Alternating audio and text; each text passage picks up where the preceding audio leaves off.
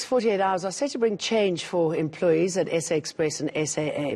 That's according to unions Numsa and the South African Cabin Crew Association. The unions are hoping to preserve jobs and meet with Public Enterprises Minister Pravin Gordhan to discuss challenges. I'm joined by Heidi Jokos, who's been following the story for more. It's all a little confusing right now, isn't it? I mean, it's the end of SA Express, but maybe not. What's going on? There's always a but. Yeah. And I think this morning when I woke up and I realized that there was a statement from the unions, it just goes to show that there seems to be some kind of conversation between public enterprises and the unions and workers. But yesterday was an important day for SA Express, given the fact that a judge in the High Court basically said that SA Express should go under provisional liquidation, which ultimately means that the affected parties, specifically the Department of Public Enterprises, has until the 9th of June to basically oppose the order handed down by the judge. So before the judge makes a final liquidation order, he's decided to order a provisional liquidation to say that if anybody has money that wants to pump into SA Express, specifically the government, you have until the 9th of June to prove that this company should not be liquidated and there is some kind of prospect.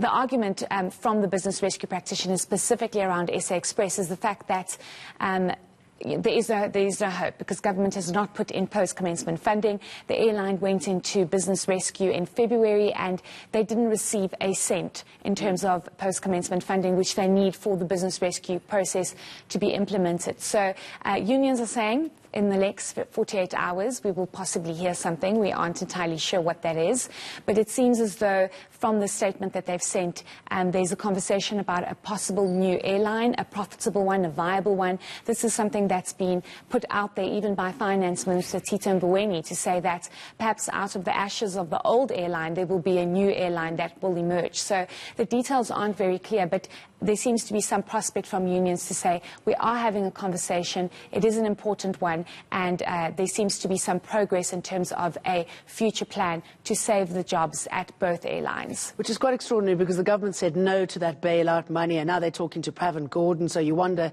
if he's got anything on the table at all and what implications this would have for SAA. Exactly, and it's such a key point you make because from the letter that we saw, the minister made it very clear that there is no money left. Also, given the fact that we are going through a COVID-19 pandemic, all resources are being pumped into those that really needed it, social grants and so forth. So it's a very difficult position that they find themselves in because how do they give 10 billion rand to an airline where it could have been used for other resources?